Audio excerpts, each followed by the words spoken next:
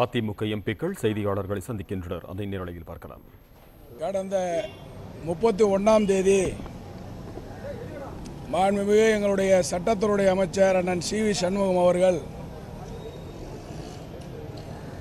ஆணையத்தில் தமிழகத்தினுடைய சுகாதாரத்துறையினுடைய செயலாளராக இருக்கக்கூடிய கால்நடை மருத்துவர் ராதாகிருஷ்ணன் அவர்கள் அளித்த சில தகவலின் அடிப்படையில் சில சந்தேகங்களை சட்ட அமைச்சர் அவர்கள் எழுப்பியிருந்தார்கள். அதாவது மாண்புமிகு அம்மா அவர்களை வெளிநாட்டிற்கு மருத்துவம் செய்வதற்கு அனுப்புவதற்கு மத்திய அரசு தேவையான உதவிகளை வழங்க தயாராக இருந்த பொழுதும் மாண்புமிகு அம்மா அவர்களுக்கு மருத்துவம் செய்வதற்கு இந்தியாவிலேயே நல்ல மருத்துவர்கள் இருக்கிறார்கள், எனவே அதுவே போதும் என்ற தகவலையும் அதற்கு அமைச்சரவையிலிருந்து அனுமதி கிடைக்கவில்லை என்ற தகவலையும் கூறியிருப்பதாக இன்றைக்கு தமிழகத்தினுடைய சுகாதார செயலாளர் இருக்கக்கூடிய கால்நடை மருத்துவர் ராதாகிருஷ்ணன் அவர்கள், அவர் வெட்டினரி சயின்ஸ் தான் படிச்சிருக்காரு, ஐஏஎஸ் ஆஃபீஸராக இருந்தாலும் கூட ஒரு தகவலை தெரிவித்திருந்தார். அதிலே உள்ள அனைத்து இந்திய அண்ணா திராவிட முன்னேற்ற கழகத்தினுடைய தொண்டர்களுக்கு இருக்கக்கூடிய ஒரு சந்தேகத்தை மாண்புமிகு எங்களுடைய சட்ட அமைச்சர் அண்ணன் சி.வி. சண்முகம் அவர்கள் எழுப்பியிருந்தார். அதற்கு அந்த தமிழகத்தினுடைய சுகாதாரத்துறையினுடைய செயலாளர் கால்நடை மருத்துவர் ராதாகிருஷ்ணன் அவர்கள் உரிய விளக்கத்தை சொல்லியிருக்கலாம், அல்லது அமைச்சரை சந்தித்து பேசியிருக்கலாம், அல்லது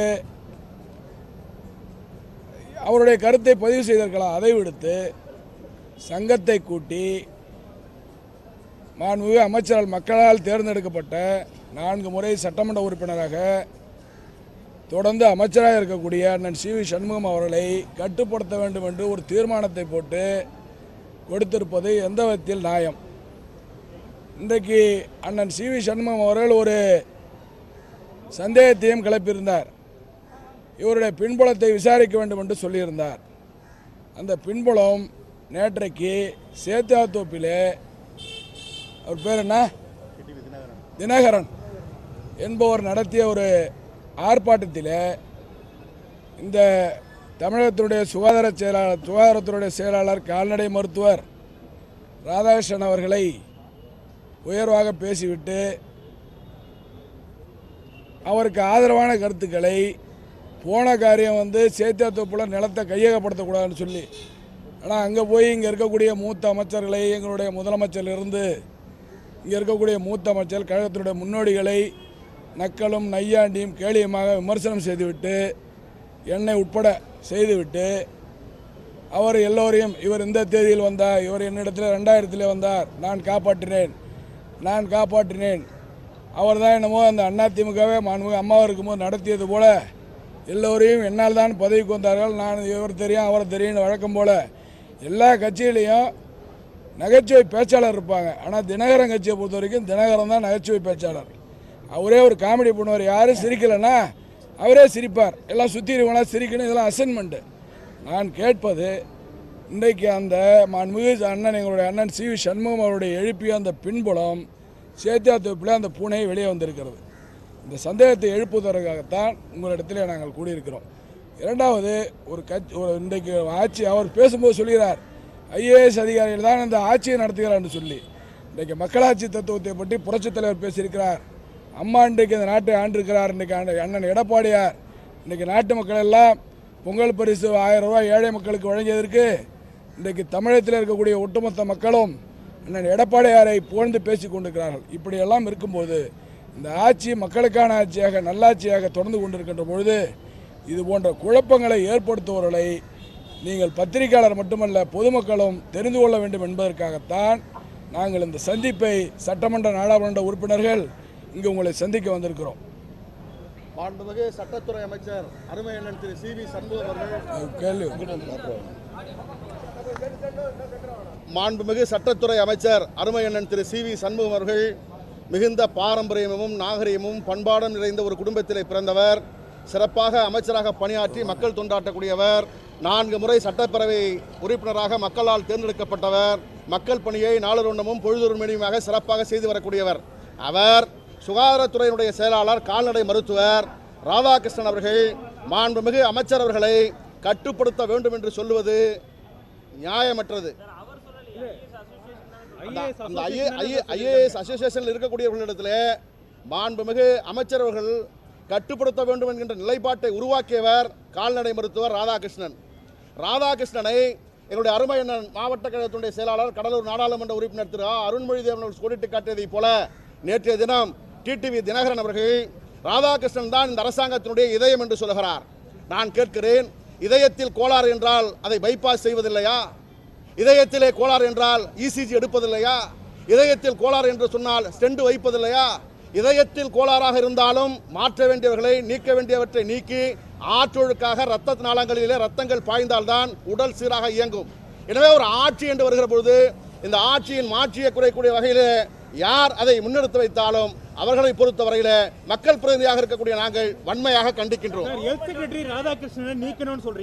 வன்மையாக கண்டிக்கின்றோம். இல்ல பதவி விட்டு நீக்கணும்னு சொல்றீங்களா? நீக்க வேண்டியதுதானே சார்? இல்ல அதுக்கு தான் சொன்னேன். இன்னைக்கு ஒரு பின்புலம் இருக்குது அப்படின்னு சொல்லி அண்ணன் சிவி சண்முகம் சொல்லியிருந்தாரு. அந்த பின்புலம் சேத்தியாத்த போல வெளிப்பட்டிருக்குன்னு சொல்கிறேன்.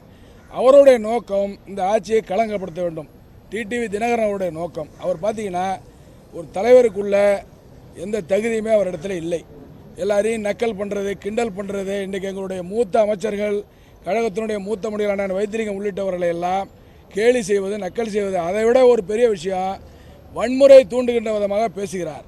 வன்முறை என்று சொன்னால் நேற்று அவர் சொல்கிறார், எங்கள் கடலூர் மாவட்ட அமைச்சர் அவருடைய சொந்த கருத்தை ஒரு பத்திரிகையில் இங்கே தான் இருக்க முடியும், துபாய்க்கோ அமெரிக்காவுக்கோ போய்விட முடியாது, கடலூரில் தான் இருக்கணும், இந்த ரோட்டில் போகணும், கும்பகோணத்துக்கு போகணும்னா இந்த ரோட்டில் தான் போகணும். இங்கே இருக்கக்கூடிய மக்கள் போராட்டத்திற்காக மரத்தை வெட்டியவர்கள், குறிப்பாக அதிமுக ஜாதிக்கு அப்பாற்பட்ட இயக்கம் என்று சொன்னாலும் கூட வன்னியர்களை மரவெட்டிகள் என்று சொல்லி பேசி கொச்சைப்படுத்தி, இன்றைக்கு வன்னியர்கள் என்று சொன்னால் இன்றைக்கி ஆண்ட பரம்பரை என்று அண்ணன் எடப்பாடியார் அவர்களே அந்த கூட்டமைப்பு பாராட்ட கூட்டத்தில் பேசியிருக்கிறார். அவருடைய கருத்திற்கு மாறாக, உண்மைக்கு மாறாக மரவெட்டிகள் என்று பேசி அவருடைய நோக்கம் இந்த ஜாதியை குறை சொல்வது, அவருடைய நோக்கம் வன்முறை தூண்டுவது. இதுதான் டிடிவி தினகரன் இன்றைக்கு செய்திருக்கிறார். இதை பொதுமக்களுக்கு தெரியப்படுத்த வேண்டும் என்பதற்காக நாங்கள் இங்கு கூடியிருக்கிறோம். இந்த கருத்து உங்கள் மூலமாக மக்களுக்கு செல்ல வேண்டும் என்பதுதான் எங்களுடைய நோக்கம். அது அவரோட கருத்து. ஆமாம் சார்.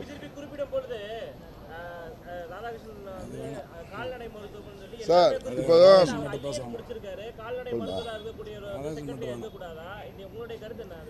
சார் அதில் அவர் செக்ரட்டரியாக இருப்பதற்கு அவர் தகுதி இல்லைன்னா நாங்கள் சொல்லலை.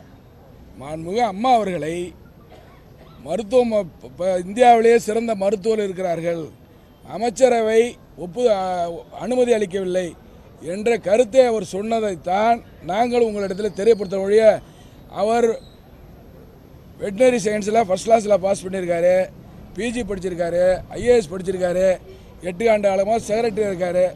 அதில் எங்களோட ஆட்சேபணம் இருக்குது, அதெல்லாம் நாங்கள் அவரை கண்டிக்கிறோம், அந்த மாதிரிலாம் சொல்ல. அவருடைய ஸ்டேட்மெண்ட் படி மாண்புமிகு அமைச்சர் அவர் அரசியல் நம்முடைய எங்களுடைய முருகமாறன் சொன்னது போல் ஒரு அரசியல், அவங்க அப்பா எம்பியாக இருந்தவர், மாவட்ட கழக செயலாளர் இருந்தவர், புரட்சி தலைவரோடு நெருங்கி பழகியவர். அண்ணன் சிவி சண்முகம் அவர்கள் தொண்டர்களுடைய கருத்தை, அம்மா மாண்புமிகு எங்களுடைய உயிராக இருந்த அம்மா அவருடைய மரணத்தின் மீது தொண்டல் இருக்கக்கூடிய ஒரு சந்தேகத்தை அவர் வெளிப்படுத்தினார் ஒழிய, அதற்கு இவ்வளவு ஐஏஎஸ் அதிகாரிகள் கூட நான் கேட்குறேன், அந்த சங்கம் பதிவு பெற்ற சங்கமா இல்லை அந்த சங்கம் முறைப்படி விதிப்படி எல்லாம் இன்றைக்கு நடக்கக்கூடிய நிகழ்வுகளை எல்லாம் சுட்டி காட்டக்கூடிய யாருடைய தூண்டுதல் பேரில் அவர் செய்கிறார்கள். அந்த பூனை வெளியே வந்திருக்கிறது. அதை நான் உங்கள் வாயிலாக மக்களுக்கு தெரியப்படுத்துவதுதான் எங்களுடைய நோக்கமே தவிர தனிப்பட்ட யாரையும் விமர்சனம் செய்ய வேண்டும் என்பது எங்களோட நோக்கம் அல்ல. சார், இது இப்போ நீங்க சொல்றது, நீங்க எல்லாருமே சொன்னது உங்களோட தனிப்பட்ட கருத்தா இல்ல அதிமுகவோட கருத்தா சார்?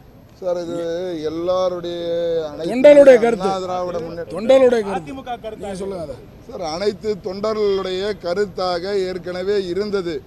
புரட்சி தலைவி மாண்புமிகு அம்மா அவர்களுடைய மரணத்தில் மிகப்பெரிய சந்தேகம் இருக்கிறது என்ற கருத்து பொதுவாக அனைத்து இந்திய அண்ணா திராவிட முன்னேற்ற கழகத்தினுடைய தொண்டர்கள் மத்தியில் மட்டுமல்ல, தமிழகத்திலே இருக்கின்ற பொதுமக்கள் மத்தியிலும் மிகப்பெரிய ஒரு அச்சம், எப்படி இறந்தார்கள் என்ற ஒரு நிலைமை, எல்லோருடைய ஐயப்பாடு, எல்லோரிடத்திலும் ஒரு கேள்விக்குறியாக இருந்தது. இன்றைக்கு அந்த கமிஷனிலே அவர் சொல்லியிருக்கின்ற ராதாகிருஷ்ணன், கால்நடை மருத்துவர் ராதாகிருஷ்ணன் சொன்ன கருத்துக்களுடைய அடிப்படையில் சட்ட அமைச்சர் அதை சொல்லியிருக்கிறார்கள். எல்லோரும் புரட்சி தலைவி அம்மா அவர்கள் நன்றாக வர வேண்டும், மீண்டும் தமிழகத்தை ஆள வேண்டும், பல்வேறு மக்கள் நல பணிகளை செய்ய வேண்டும் என்று நாங்கள் எல்லாம் விரும்பி தினந்தோறும் பிரார்த்தனைகள் செய்து கொண்டிருந்த அந்த நிலையில் புரட்சி தலைவி அம்மாவனுடைய மருத்துவத்தை கொச்சைப்படுத்துகின்ற விதத்தில் தமிழகத்திலும் இந்தியாவிலும் நல்ல மருத்துவர்கள் இருக்கிறார்கள், போதுமான மருத்துவர்களே போதும் என்ற ஒரு நிலைப்பாட்டை சுகாதாரத்துறையினுடைய செயலாளர் எடுத்திருக்கிறார் என்று சொன்னால் அதை யார் சொல்லி அவர் எடுத்தார் என்பதுதான் மிகப்பெரிய கேள்விக்குறி. அந்த கேள்விக்குறி மக்களிடத்திலே செல்ல வேண்டும். சுகாதாரத்துறையினுடைய செயலாளராக இருக்கின்ற ராதாகிருஷ்ணன் இவர் யார் சொல்லி இது போன்ற செயல்களை செய்தார், வெளிநாட்டிற்கு புரட்சி தலைவி அம்மா அவர்களை கொண்டு செல்ல தேவையில்லை என்ற முடிவை அவர் எப்படி எடுத்தார் என்பதையெல்லாம் பொதுமக்களிடத்தில் விளக்க வேண்டும். அதற்குண்டான ஐயப்பாட்டை தான் சட்டத்துறை அமைச்சர் சாதாரண அனைத்து இந்திய அண்ணா திராவிட முன்னேற்ற கழகத்தினுடைய தொண்டராக இருந்து வெளிப்படுத்தியிருக்கிறார். இது அனைத்து இந்திய அண்ணா திராவிட முன்னேற்ற கழகத்தினுடைய தொண்டர்களுடைய கருத்து, இதில் எந்த விதமான மாற்று கருத்தும் இல்லை. அவரிடத்திலே விசாரித்தால் 75 நாட்களாக அப்போலோ மருத்துவமனையில் புரட்சி தலைவி அம்மா அவர்கள் இருந்த காலத்தில் என்னென்ன நடந்தது, யார் சொல்லி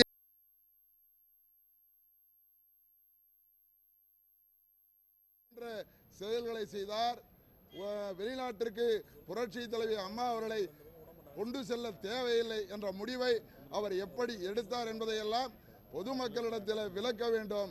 அதற்குண்டான ஐயப்பாட்டை தான் சட்டத்துறை அமைச்சர் சாதாரண அனைத்து இந்திய அண்ணா திராவிட முன்னேற்ற கழகத்தினுடைய தொண்டராக இருந்து வெளிப்படுத்தியிருக்கிறார். இது அனைத்து இந்திய அண்ணா திராவிட முன்னேற்ற கழகத்தினுடைய தொண்டர்களுடைய கருத்து, இதில் எந்த விதமான மாற்று கருத்தும் இல்லை. அவரிடத்திலே விசாரித்தால் 75 நாட்களாக அப்போலோ மருத்துவமனையில் புரட்சி தலைவி அம்மா அவர்கள் இருந்த காலத்தில் என்னென்ன நடந்தது, யார் சொல்லி அதை சொல்லியிருக்கிறார்கள். எல்லோரும் புரட்சி தலைவி அம்மா அவர்கள் நன்றாக வர வேண்டும், மீண்டும் தமிழகத்தை ஆள வேண்டும், பல்வேறு மக்கள் நல பணிகளை செய்ய வேண்டும் என்று நாங்கள் எல்லாம் விரும்பி தினந்தோறும் பிரார்த்தனைகள் செய்து கொண்டிருந்த அந்த நிலையில் புரட்சி தலைவி அம்மாவனுடைய மருத்துவத்தை கொச்சைப்படுத்துகின்ற விதத்தில் தமிழகத்திலும் இந்தியாவிலும் நல்ல மருத்துவர்கள் இருக்கிறார்கள், போதுமான மருத்துவர்களே போதும் என்ற ஒரு நிலைப்பாட்டை சுகாதாரத்துறையினுடைய செயலாளர் எடுத்திருக்கிறார் என்று சொன்னால் அதை யார் சொல்லி அவர் எடுத்தார் என்பதுதான் மிகப்பெரிய கேள்விக்குறி. அந்த கேள்விக்குறி மக்களிடத்திலே செல்ல வேண்டும். சுகாதாரத்துறையினுடைய செயலாளராக இருக்கின்ற ராதாகிருஷ்ணன் இவர் யார் சொல்லி இது போன்ற செயல்களை செய்தார், வெளிநாட்டிற்கு புரட்சி தலைவி அம்மா அவர்களை கொண்டு செல்ல தேவையில்லை என்ற முடிவை அவர் எப்படி எடுத்தார் என்பதையெல்லாம் பொதுமக்களிடத்தில் விளக்க வேண்டும். அதற்குண்டான ஐயப்பாட்டை தான் சட்டத்துறை அமைச்சர் சாதாரண அனைத்து இந்திய அண்ணா திராவிட முன்னேற்ற கழகத்தினுடைய தொண்டராக இருந்து வெளிப்படுத்தியிருக்கிறார்.